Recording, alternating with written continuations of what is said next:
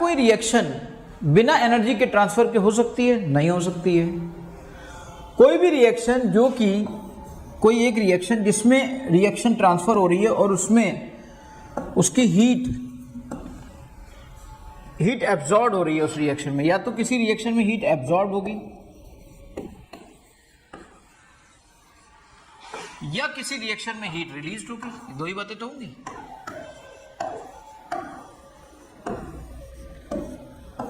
भाई कोई रिएक्शन हो रही है तो उस रिएक्शन में क्या क्या हो सकता है? या तो रिएक्शन होगी हीट एब्जॉर्ब करके या रिएक्शन होगी हीट रिलीज करके। याद रखिएगा, जिसमें हीट एब्जॉर्ब होती है उनको हम एंडोथर्मिक रिएक्शंस कहते हैं। एंडोथर्मिक रिएक्शंस कहते हैं। और जिनमें हीट रिलीज होती है उनको हम एक्सोथर्मिक रिएक्शंस कहते हैं।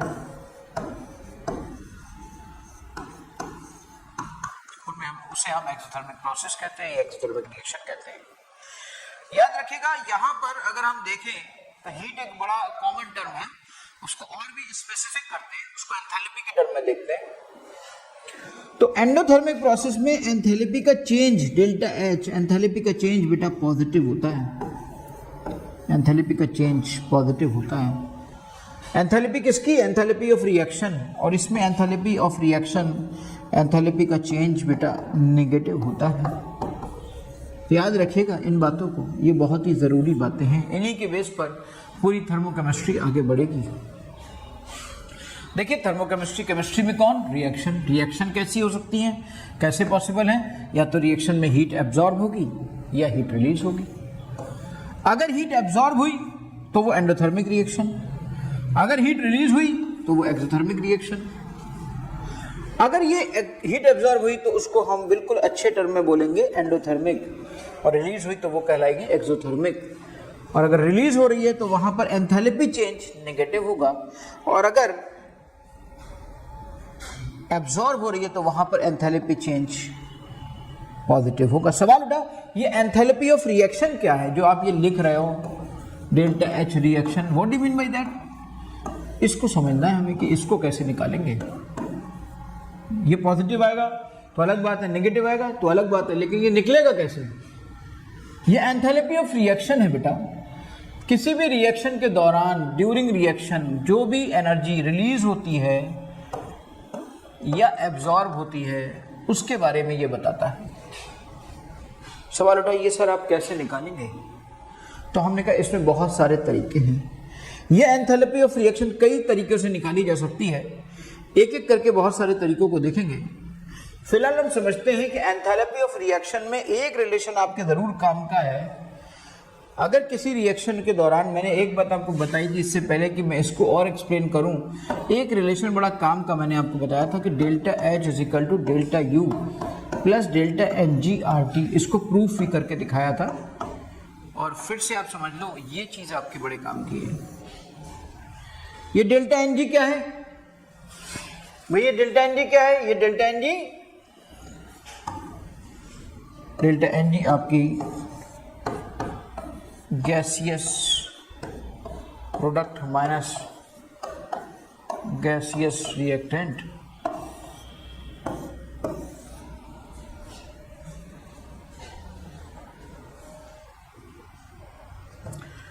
ठीक है बेटा, तो इसको और अभी हम डिटेल करते हैं इसमें। तो बेटा हमने कल तक, हाँ बेटा, आज हम लोग डिस्कस करते हैं एंथैल्पी, और ख़ास तौर से थर्मोकेमिस्ट्री के अंदर डिफरेंट रिएक्शंस के बारे में, कि एंथैल्पी के बारे में क्या क्या हो सकता है। अभी तक हमने डिस्कस किया था एंथैल्पी ऑफ फॉर्मेशन और एंथैल्पी ऑफ कंबस्शन। अभी तक हमने डिस्कस किया था enthalpy of formation and enthalpy of combustion. दो चीज़ों को हम डिस्कस कर चुके हैं। When we have discussed two things,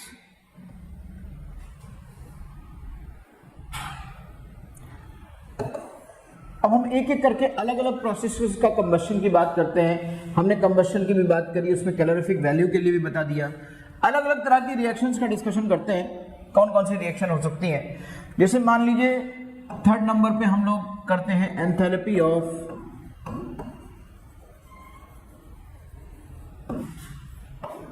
sublimation,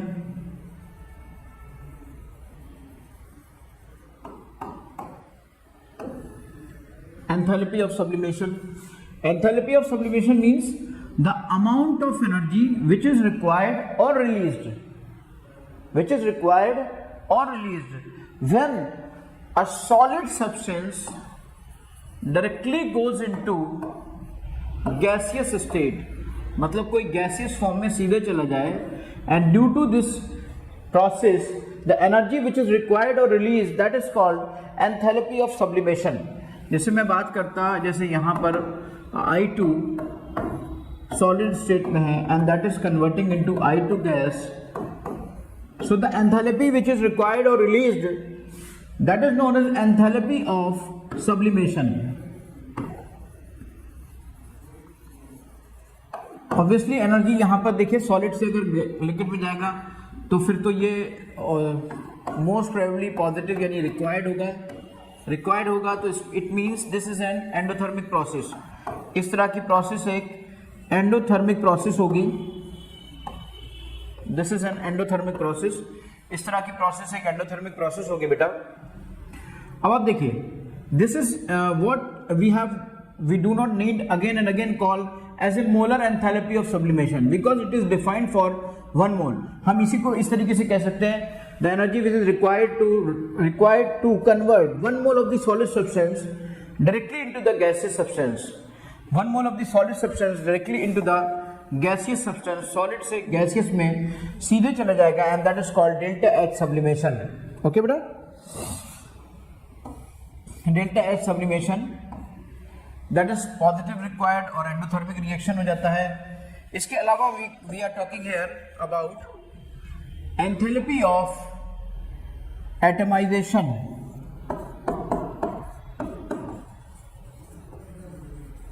Enthalpy of atomization, the amount of energy which is required to convert molecule into its constituent ions, that is called enthalpy of atomization. Like if we are talking CH4 a molecule and dissociated into its ions, into its atoms, so that is dissociated into its atom, so the energy which is required means positive, called enthalpy of atomization. Again we say 1 mole, everything is defined for 1 mole, so this is molar enthalpy of atomization. Basically this is molar enthalpy of atomization.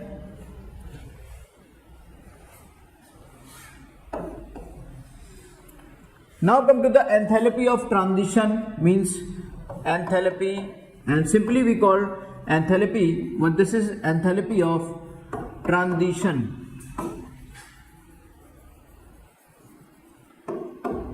This is a enthalpy of transition. Enthalpy of transition means the energy which is required to convert one allotrope into another allotrope. The energy required to convert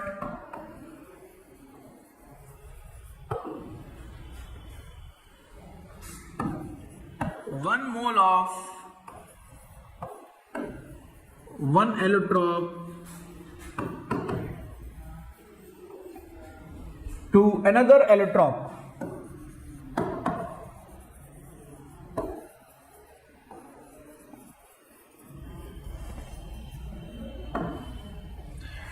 like जैसे आपका diamond है, एक allotrope है, and diamond को आपको graphite में convert करना है, दूसरा एलोट्रॉप है. सो डायमंड को ग्रेफाइट में एलोट्रॉप करना है, तो this energy can be positive और negative. So this is called enthalpy of transition, and this is basically molar enthalpy, and at the standard condition it will be denoted by this standard enthalpy of transition. At standard conditions we have to mind this thing कि this is at standard condition. Okay. Now come to the Like if we are converting into graphite into diamond,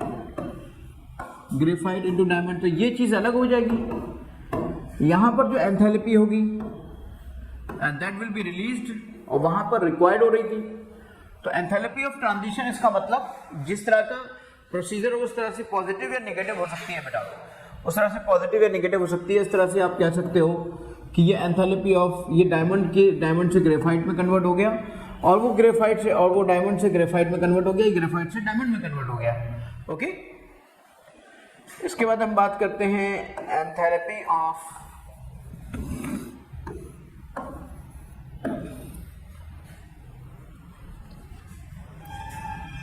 solution.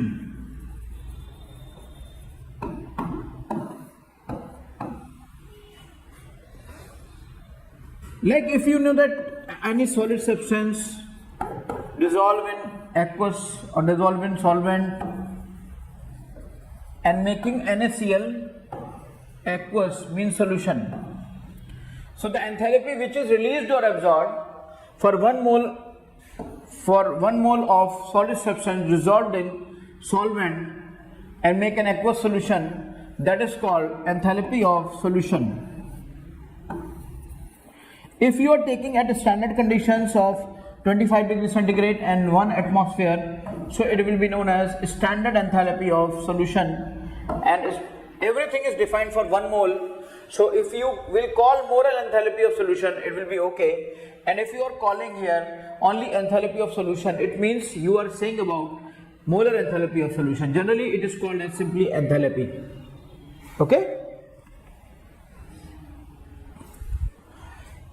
इसके बाद बेटा हम लोग देखते हैं कि अगर हम एंथैल्पी ऑफ सब्लिमेशन की बात कर चुके हैं, एंथैल्पी ऑफ ट्रांजिशन की बात कर चुके हैं, एंथैल्पी ऑफ सॉल्यूशन की बात कर चुके हैं, एंथैल्पी ऑफ एटमाइजेशन की बात कर चुके हैं, now we can talk about enthalpy of vaporization, enthalpy of freezing, है ना। तो यू कैन हियर से enthalpy of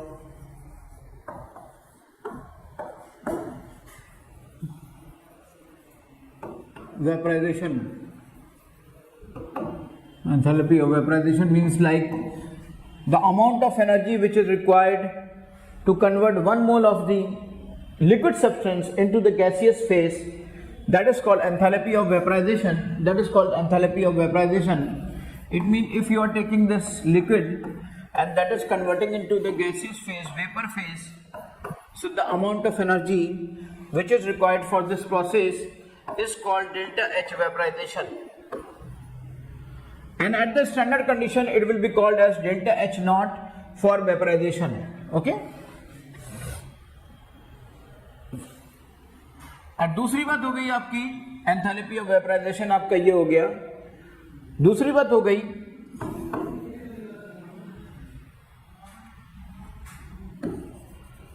enthalpy of vaporization, enthalpy of sublimation, enthalpy of melting, or you can say freezing, or freezing, you can also say freezing, vaporization और condensation। यहां पर 2 word use किए जा सकते थे, अभी वो दोनों बातें भी मैं बताऊंगा आपको। जैसे यहां पर मैं मेल्टिंग की अगर बात करता तो क्या होता, और फ्रीजिंग की बात करता तब क्या होता। If I am talking about the melting, melting means any solid substance is converted into, okay, in this form, liquid form. So this energy is having same value, because this is melting and this is freezing. ये freezing है कि H2O liquid में था and that is converting into a ice, solid में चला गया, this is called freezing। अब आप मुझे बताइए दोनों रिएक्शन सेम है। अगर किसी जगह पर इसके लिए डेल्टा H मान लीजिए आपका डेल्टा H मेल्टिंग है, और स्टैंडर्ड कंडीशन पे स्टैंडर्ड ले लो, स्टैंडर्ड कंडीशन पे स्टैंडर्ड ले लो, तो डेल्टा H मेल्टिंग है and that will be is equal to, let's take this is x, okay, so delta H freezing क्या कुछ और हो जाएगा। अभी लेवेसियर के लॉ मैंने आपको बताया था, उसमें क्या होता है अगर रिएक्शन पलट जाती है तो उसकी जो एंथैल्पी की वैल्यू होती है वो पॉजिटिव से नेगेटिव यानी साइन चेंज हो जाता है बेटा। इसके अलावा यहाँ पे हम बात करेंगे डेल्टा एच वेपराइजेशन। जैसे ये वाला जो प्रोसेस थी, this process is for vaporization, ये प्रोसेस आपकी वेपराइजेशन की है। And the same process if we called as vaporization के अलावा अगर मैं बात करता हूं condensation, if I am talking about condensation, तो कंडेंसेशन में क्या होगा कि जो गैस होगी that will be convert into liquid, this is called condensation. अब आप मुझे बताओ, ये वाली रिएक्शन और ये वाली रिएक्शन दोनों एक दूसरे के जस्ट अपोजिट है। अगर कोई वैल्यू, इसका मतलब क्या हो सकता है, इसका मतलब मैंने यहां से वो निकाला कि delta H vaporization is equal to minus delta H condensation. आप ऐसे बोल सकते हो, अगर ये प्लस है तो ये माइनस होगा।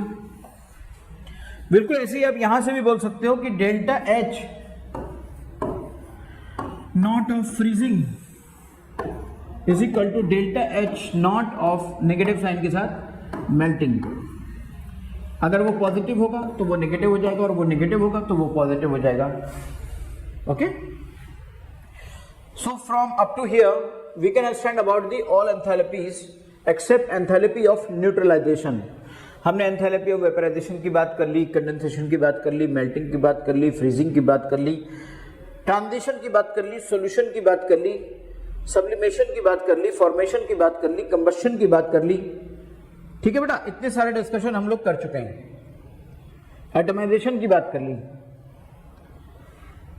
Okay, now come to the enthalpy of neutralisation. बस इसको मैंने सबसे अलग क्यों बता रहा हूं, रीजन इसका क्या है,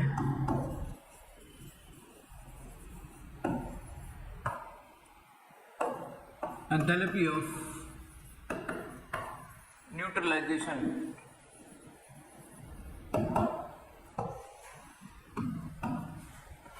इससे पहले की जितनी भी एंथैल्पीज थी वो सबके सब डिफाइंड थी बेटा 1 मोल के लिए। सब सारी की सारी एंथैल्पीज डिफाइंड थी 1 मोल के लिए, लेकिन ये एंथैल्पी जो डिफाइंड है दैट इज फॉर 1 इक्विवेलेंट। ये 1 इक्विवेलेंट के लिए डिफाइंड होती है। This enthalpy is defined for 1 equivalent.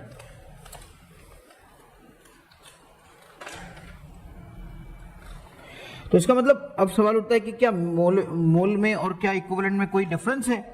तो मैं कहना चाहूंगा कि भाई मोल में और इक्विवेलेंट में क्या डिफरेंस है, इस बात को आप खुद ही समझोगे।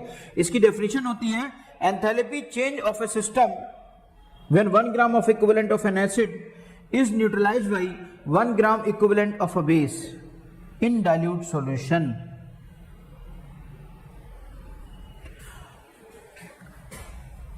इससे पहले सबके सब डिफाइंड थे मोल के लिए कि 1 मोल के लिए, 1 मोल के लिए, but this is defined for 1 gram equivalent, यानी 1 इक्विवेलेंट के लिए।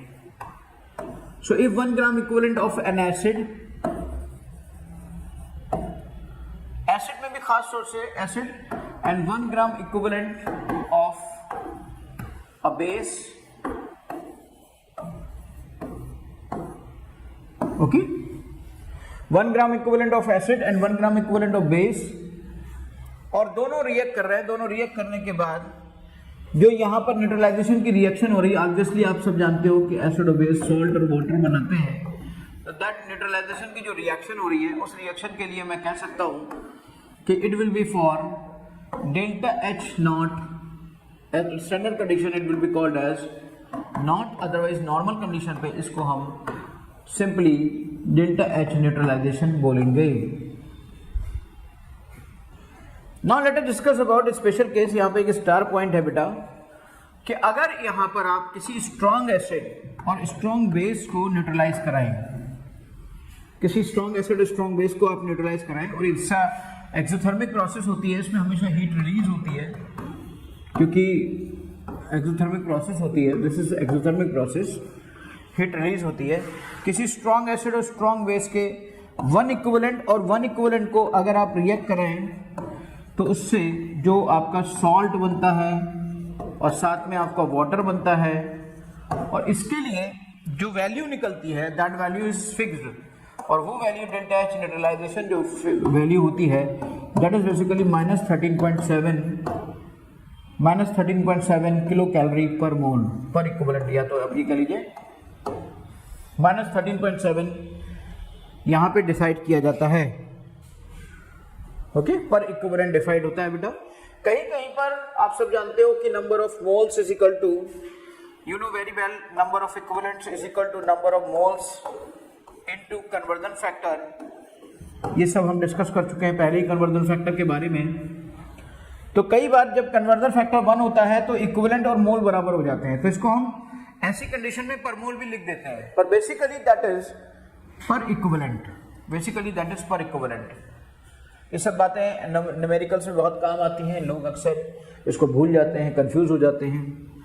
अब अगर ये सवाल उठता है कि ये आपका केस नंबर 1 है कि यहाँ पे स्ट्रॉन्ग एसिड हो और स्ट्रॉन्ग बेस हो, तो ऐसा होगा। सवाल उठा अगर स्ट्रॉन्ग एसिड वीक बेस हुआ या वीक एसिड स्ट्रॉन्ग बेस हुआ तो उस कंडीशन में क्या होगा। अगर रिएक्शन में आपका स्ट्रॉन्ग एसिड वीक बेस हुआ या फिर आपका वीक एसिड स्ट्रॉन्ग बेस हुआ, तो ऐसी कंडीशन में अगर न्यूट्रलाइजेशन होता है तो जो डेल्टा एच न्यूट्रलाइजेशन आएगा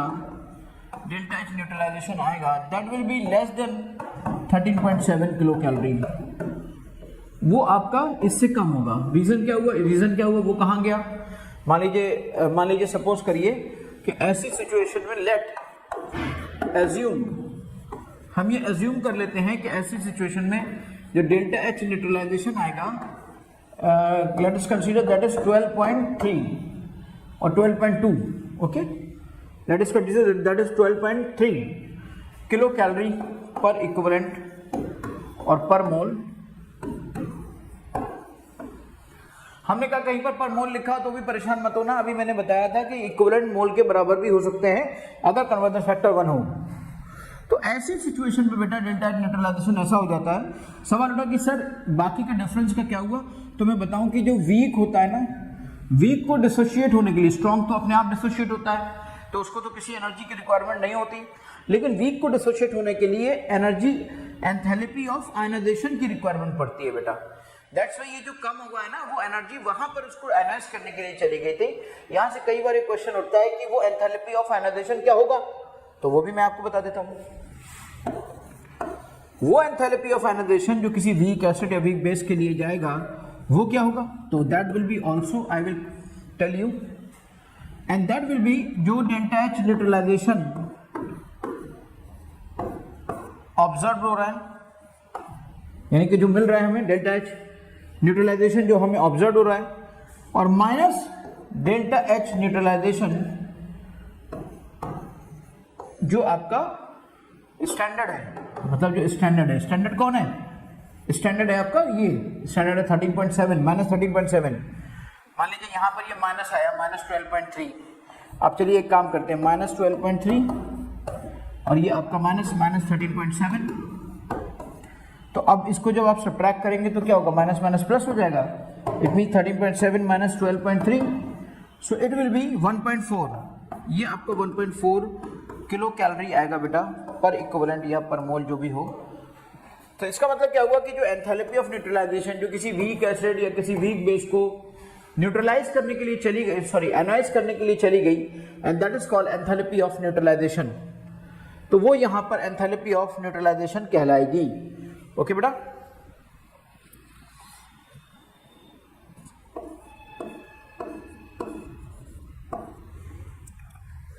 वो एंथैल्पी ऑफ न्यूट्रलाइजेशन आपकी वो कहलाएगी।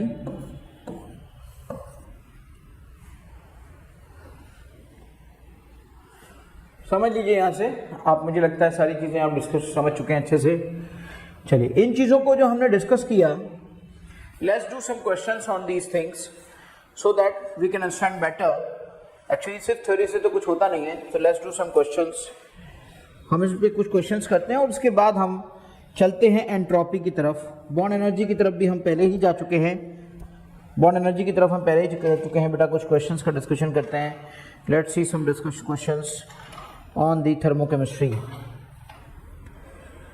बड़ा लंबे क्वेश्चन एक्चुअली लिखे होते हैं, इसलिए थोड़ा सा लिख कर बताने में दिक्कत होगी, लेकिन चलिए फिर भी मैं सबसे पहले आपको बॉन्ड एनर्जी का एक क्वेश्चन देता हूँ और उसके बाद दूसरी चीज़ों के क्वेश्चन नहीं है, क्योंकि मैंने आपको लास्ट टाइम बताया था कि बॉन्ड एनर्जी से कैसे आप एंथैल्पी ऑफ रिएक्शन को यहाँ पर देखोगे, कैसे यहाँ पर निकालोगे बॉन्ड एनर्जी से, that will be called as bond energy से हम किस तरीके से निकालेंगे, इस चीज़ को देखना है हमें। एक क्वेश्चन देखते हैं बेटा, उस क्वेश्चन को आप करिएगा। क्वेश्चन नंबर 22 यहाँ पर है। चलिए क्वेश्चन हम देखते हैं। क्वेश्चन है आपका कि the standard enthalpy of formation, the standard enthalpy of formation, the standard enthalpy, देखो standard enthalpy of formation of NH3 ऐसे में जो दिया है उसी हिसाब से लिखूंगा ताकि कम से कम लिखना पड़े, इज -46 किलो जूल पर मोल if the enthalpy of formation of H2, if the enthalpy of formation of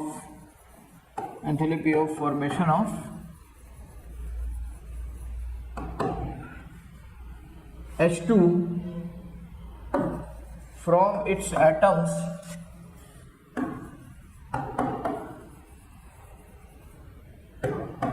is -436 kilojoule per mole, and that of nitrogen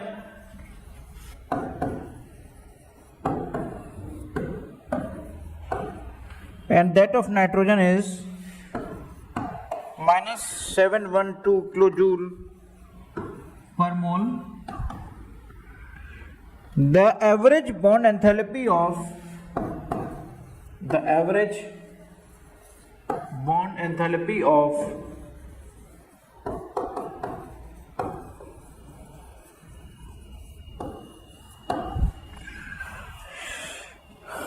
NH bond in NH3 is AIEEE 2010. Most expected question for your NEET. पहला वो option है बेटा -1102, दूसरा option है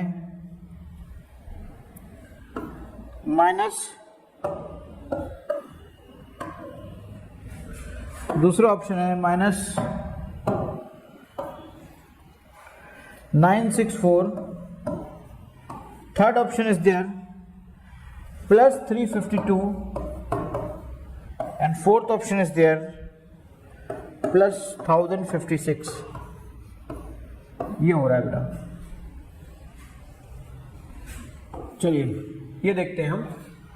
If the enthalpy of formation if H2 from its atom is -436 kilojoule per mole, that of nitrogen is -720 kilojoule per mole, and average bond enthalpy of NH bond and NH3 is -102 +352 and these all things. Okay, let's do this question. ये question अपने आप में एक अच्छा question है। चलिए इस question को करते हैं, समझिए जरा इस क्वेश्चन को पहले। AIEEE 2010 का आया हुआ क्वेश्चन है, बहुत अच्छा क्वेश्चन बेटा। Let's do it.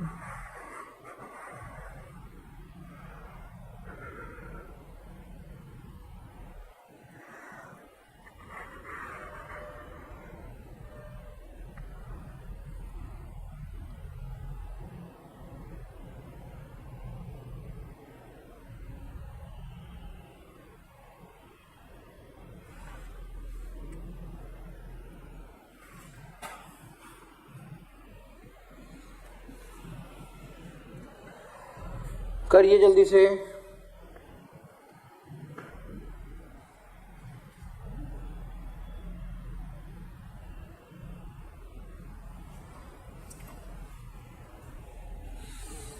यहाँ से एक हिंट मैं आपको जरूर दे सकता हूँ कि जैसे किसी का अगर मान लीजिए, वैसे तो आप जानते हो कि इनकी एंथैल्पी ऑफ फॉर्मेशन हाइड्रोजन की या इसकी सबकी जरूर ली जाती है, लेकिन यहाँ पर अगर ये दी गई है इट्स एटम से ये कन्वर्ट किया गया है, इसका मतलब क्या हुआ कि सबसे पहली इक्वेशन को हम लिखते हैं। पहली इक्वेशन में क्या दिया है, standard enthalpy of formation, it means you want to make 1 mole of NH3। इसके लिए आपको ये दिया गया है, that is basically -46 kilojoule per mole. Okay, for which N2 is there, hydrogen is there. So आपको किस लिए दिया जाए, 3 हाइड्रोजन है, बैलेंस करिए तो 3/2 लेना पड़ेगा, 1 नाइट्रोजन है तो बैलेंस करिए हाफ लेना पड़ेगा, क्योंकि you are taking here enthalpy of formation. You know that according to the definition of formation, the enthalpy which is released or absorbed during the formation of 1 mole of the substance from its constituent elements in its natural state, तो बेटा constituent elements hydrogen है, nitrogen है, और उसकी natural state hydrogen gas है, nitrogen gas है।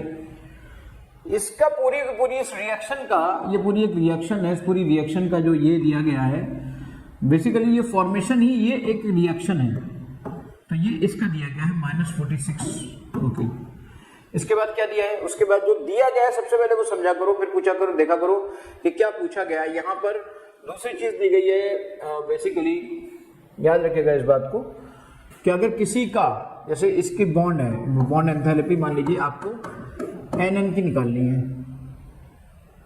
NN की bond enthalpy निकालनी है, NN की आपको, या नाइट्रोजन की बॉन्ड एंथैल्पी निकालनी है, तो नाइट्रोजन की जो बॉन्ड एंथैल्पी होगी that will B minus of delta H formation of nitrogen.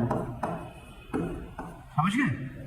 तो नाइट्रोजन की तरह N ट्रिपल बॉन्ड N होता है ना, इसका मतलब यहाँ से ये माइनस है, और दैट इज बेसिकली नाइट्रोजन का दिया गया है -712, so that will be equal to +712 kilojoule per mole.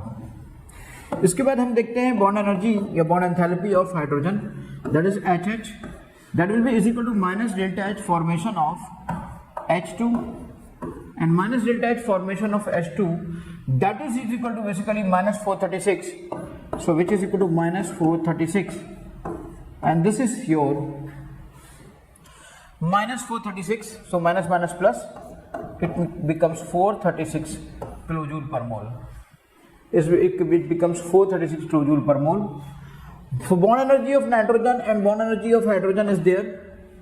Okay बेटा, now come to this question. This question यहाँ पे देखिए जरा, यहाँ पर इस क्वेश्चन के हिसाब से अगर डेल्टा H रिएक्शन जो कि डेल्टा H फॉर्मेशन है, आप मैं इसकी बात करूँ अगर, तो that will B sigma bond enthalpies of reactants minus sigma bond enthalpies of products. अब बॉन्ड एंथैल्पीज ऑफ रिएक्टेंट की बात मैं करूं तो रिएक्टेंट में कौन कौन है, नाइट्रोजन है और हाइड्रोजन है। So you can take it here. Nitrogen की देखिए कितनी दी गई है, नाइट्रोजन का अभी मैं निकाला है 712। इसके बाद हाइड्रोजन की कितनी है बेटा, हाइड्रोजन का निकाला है अभी हमने 3 दैट इज इक्वल टू 436। ये हो गए आपके, ये आपके रिएक्टेंट्स के हो गए। ये आपके जो रिएक्शन दी गई है उसका 46 है, -46। अब आपको निकालना क्या है, अब आपको निकालना है NH3 का। NH3 में कितने बॉन्ड होते हैं NH के, there are 3 bonds of NH। So you can write down minus bond energy या bond enthalpy of NH into 3 ना, और आपको ये कैलकुलेट करना, this you have to calculate. मुझे लगता है इक्वेशन आपकी पूरी बन गई है, अब इजीली आप कैलकुलेट कर सकते हो और निकाल सकते हो। मुझे लगता है अब इक्वेशन आपकी पूरी बन गई है, अब आप इजीली कैलकुलेट कर सकते हो, निकाल सकते हो बेटा। ओके